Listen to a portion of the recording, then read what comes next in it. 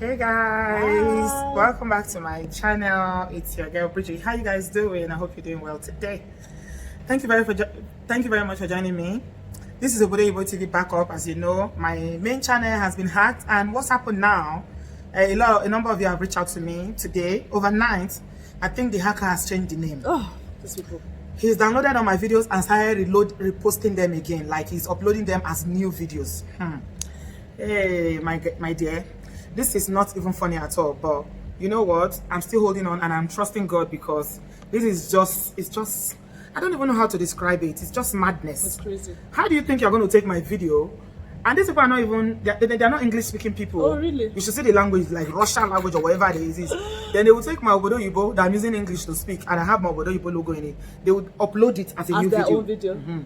So if you see any videos like that in other channels that is not Obodo Ibo, please flag them. They are not from me. It's the hacker that is still doing his work, but God is going to disgrace him or her. God is going to expose them, and I will recover my channel in Jesus' name. Anyway, this is my friend. Her name is Chioma. Chioma is a very good friend of mine. We've known each other from way back. And she happens to be a Dagalese cousin. Yeah. Can you believe it? All being Lagos. This is her cousin. And we all went to Ife together. Chioma is a lawyer and a public servant. She lives in Abuja. She's married with kids. And we always try to meet up from time to time. When I come or when she comes to the UK, we try to meet up. Chioma, remember when I was trying to name this channel? And I was running the name with you. I remember actually. It's nice to see how far the channel has gone. So, yeah. So bad luck to the hackers. They'll be caught. Bad luck, serious bad luck to them.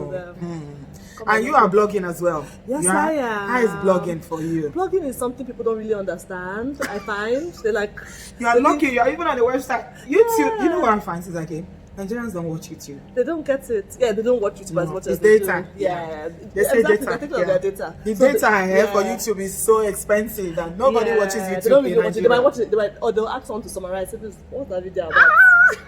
It's not we're abroad that we have time and we have the luxury. Unlimited data. Unlimited.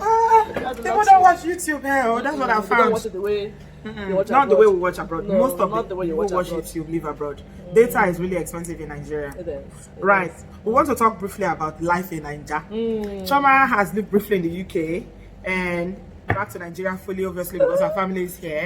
And we've just been talking about life in Naija, like day-to-day life for someone who is a professional woman, a mom, mother, a wife, and everything. How is it juggling all these things? My goodness. In this very hostile environment. You know, like we're just in Nigeria is not for the faint-hearted, really. That's the honest truth. This is what I know. I remember when I came to the UK, that was the reason I wanted to come. I wanted to see something, experience life living abroad. And I experienced it because it's very different. It is. It's so different. Things work. You can, you know, I had planned, I'll come to the UK, I'll try and get a small car. Someone said, where you live, you don't really need a car because the bus system is spot on. So the bus stop here, you know the time the bus is coming by, you know, by 8:11 and by 8:15 and by 8:18. If it's 1 minute late, you know something is going wrong. So you have a very predictable life. Yeah. You know, at a point I remember that I was ordering my food. I was so stressed, you know, with having 2 small children with me in the UK. I was ordering my food home. I'll do my shopping online. They'll bring the food, and it was so easy. Life was seamless. And you can plan for the period that you are there. Like you were doing your masters when you came to the UK. I'll do my masters. You already knew when you were going to finish. Everything was. They've given you the route on when you are going to graduate. I had my whole timetable before I got to England. You already know the day you are going to finish. You know, something happened that made me laugh. The day I got into UK, I got into London in the morning. It was Air France. You know, they come in very early, I think. And then I took a bus to Exeter, and then I got to. Okay, it was like 2 p.m. So I now went to my daughter's school. I had gotten admission and everything over the internet. I had written the county, gotten her admission, I had given them my address. So she had gotten a school. So I went to the school. They're like, oh, we've been expecting her. Oh, when will she start? I was like, okay, she can start tomorrow. And before I had even unpacked, so I went to the school. Then I now went to there was a Morrison's nearby.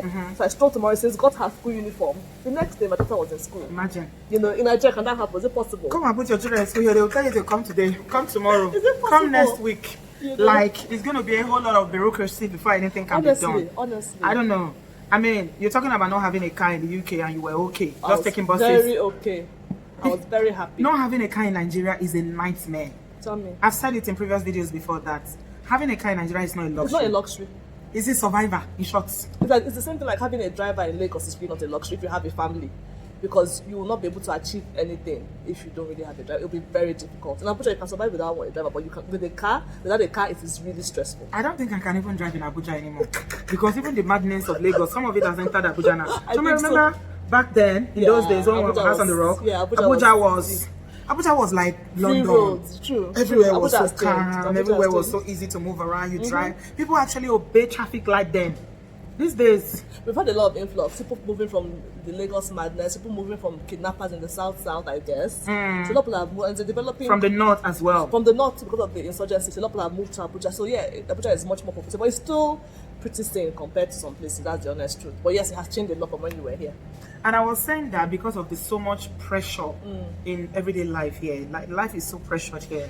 Because everybody is hustling, everybody is like, rush, madness to survive, to get to point A, point B, and everybody in Nigeria tries to outdo the other person in the rushing. Even in traffic, they try to outdo the other one. Like, I was in traffic yesterday and one car were in front, and there was no one behind us. The car behind us, instead of just lying behind us, you think it's going to line up? It just came to the side. It just came to the side and fell. And the person that was driving was like, why couldn't he just stay behind? He couldn't. He wants to feel sharp. He's ahead of you. So, how are you finding the life here now and everything, work and everything? In fact, it happens to me, not only like after that, because when I was in the UK, I made sure I stayed until I finished my program. When I came back, there was a little shock, I won't lie. Okay, you didn't come home throughout. I didn't come home throughout. Yeah. That was deliberate. Yeah. I wanted to really have the You wanted to experience the UK life. I wanted to experience the life of living in the UK. So I didn't come home until I was done with my program. And I remember even to start driving, like now, things like Nigerian time, I can't stand it. Exactly. African time, I can't stand. If you say something is 8 o'clock, okay, I expect you to be there at 8 o'clock. And if you're not going to be there, I expect you to call and say, I'm running late. Yeah. Because that's what you would do anywhere else. And then it's like as if Nigerians have a different way they behave when they are here. They're nicer to people abroad. They behave civilized. They're very polite. When they come back here, they're like, okay, so now we'll be. That's true. That's true. Anyhow. Because I actually know someone else who studied and lived briefly after he finished studying. He's back to Nigeria now. He behaves worse than people who've never been anywhere. So I said to him, what's wrong with you? I said, did the UK not rub off on you at all? He said, oh, Bridget, you don't understand. This is Naija. Forget UK. This place, you have to behave like a Nigeria. If you don't behave like that, they'll take you for granted. And he has a point. If you're too nice sometimes, people will take advantage of you. If you're being so civilized and so polite and so courteous, they might just think someone let's make a chance. So at times you have to open your eye. That's the honest truth. There's time for that. There's time to just be like, you know what, I'm not playing. Because people will take advantage of you if you're always doing Mrs. Nice or Mr. Nice. People don't listen. People think that they're supposed to do, that they know to do. And you're wondering, well, you know the right thing to do. Why aren't you doing it? And it's something that you see from top to bottom. But, badly behaved people. And this same person, do they even teach manners anymore? They do. Like the way people behave now. I think even upbringing is changing. I see people who, because we have all this, we have Generation X, we have the millennials, we have. So with the younger people who I see in their 20s, I see a lot of, I was just discussing the other day about, manners, how you see someone that is older than you, the way you even greet the person. You think social media has something to do with it? I think so. Yeah, we're all this internet, it has something. Definitely has something to do with it. I think so. Because you find a lot of people commenting now, and they know that person is older than them. Did they show any respect? No respect. They don't show any respect. respect. At least just greet the person with some they will even call you out and insult you. This is somebody that is old enough to be your parent. I think it's social media, actually. You're right, that must be it. Because there's a lot of change. And also I think parents, because of the pressure they are under, the drive to make more money, they're now neglecting the home front a bit more. So things that were important to us growing up, people just feel beg. Now in some homes, it's even the housekeepers or the house girls that train the children. In some homes. Because you see father, the dad was working, mom is working, and they live, especially that Lagos, that people leave home as early as 4 a.m. they're out. And they won't come out at night. And that's why I keep seeing a lot of these viral videos whereby somebody is beating a two-year-old baby, like the house girls will be beating the child. And it comes with development as well. Because you remember when you were growing up, you had lots of relatives coming to live with you. Now, no relative wants to live with anybody. Everybody wants to, nobody wants to live with them. Nobody wants to be trained or like that. You're on your own now. Everybody's on their own. So getting good help is even harder than before. I think it's part of development. Everybody, social media, everybody's watching TV. Everybody's like, oh, I can do this, I can do that. Why should I work for somebody? There's also more of a quick, rich drive. People are worshipping material things more than ever, I think so. And it all has to do with the pressure of the times that we are in. So, but I feel like if they have like au pair schools or agencies to train them properly. It's actually something that a friend of mine was just saying that she wants People to will start actually one. pay They will, because it's a to demand. have someone who is trained in child care. Yes. You know, they don't know basic you know, health care. Yes. And you know, they know humanity, that you don't beat They a will. child that is 2-year-old as if you are beating an adult. Yeah, because like I told somebody the other day, someone was telling me that her nanny was beating her 5-year-old. Her nanny slapped her 5-year-old. She wanted to sack her, and she told her that the girl had been very good. I said, you know what? Don't blame her. This is maybe the home she grew up in. You just slap when they slap. So for her, she thinks If she caught her slapping once, yes, she's done it she's been 20 doing times. it. She's been doing it. So I told her that first of all, you need to educate her on why you shouldn't be slapping this little boy. And if after doing that, she slaps him again, and she's out. No, you think she will listen? Put CCTV will in your not house. Ah, Chioma, that's what I will go for. Stay away. CCTV every nook and corner in my house. In fact, this house. And I'm not going to tell her. This house. Let me see what she's There up was to. CCTV in the house, and the girl knew, and yet she did that to that little boy. Even with knowing that the CCTV was there, so it just goes to show the kind of you know. It's not easy. Yeah, it's not easy at all. It's not Nigeria, because you know, simple things like I said, even in the US, that's a big country where you need to, you know, have a car. You can go through a drive-through, pick up your food. Life is easy. Life, you know, life is organized. The healthcare system works. You know, there's an emergency ambulance. Things just work. But here, there's a lot of frustration because you want to go to markets, maybe there's traffic and there's no convenient way to do some things, and then there's no lights. Even when you say, oh, I'm going to go to the market and do bulk shopping, all your food might spoil in the freezer, or maybe the gen has broken down and the repairman you have is a criminal, so you can't trust him. So you know what? It's crazy. It's endless. It's crazy. So I wanted to know that I would just like, I will get used to the madness, don't we? That's what happens. Oh, you want to go and repair your car? That's another headache. Oh, when you go to the mechanic. My goodness. That's another you know, headache. Oh my God. The mechanic will tell you, oh, this is wrong. This is wrong. This is bad. And he might be totally lying. My cousin went and sat in a mechanical shop the other day. He lady was here. She That's said she's going to be there all day. That's what my husband does sometimes. I said, are you going to sit down? Be doing this? She said, Bridget, if I don't sit down here, they're going to ruin this car. I know people do it. It's hard to find someone that you can actually say, this person is going to do my work in an honest trade. And you trust them. Yeah, it's very difficult. It's very, and it's unfortunate, isn't it? But there's still good people out there, and I like that. I'm happy. You know, when I see someone who is trustworthy, who is giving them the benefit of the doubt, and they still act well, I'm always happy. So you still find this kind of people on the streets of Nigeria. So yeah, so we thank God for such people. So let's run it up. Let me ask you, UK, Nigeria, which one would you choose if you had your way? I love my life in the UK. I will not lie. What's the big bird? The big bird is Nigeria is home. You know, home sweet home. That's what they say. If I could live in the UK right now, I would. It wouldn't be. I would be fine. Your sisters live in the US. Yeah, my sister live in the US. I would be fine. You know, I was in the UK and I was okay. Yeah, I find that the people. You miss a church, all those things, programs, all these weddings, you can find all these parties. In London.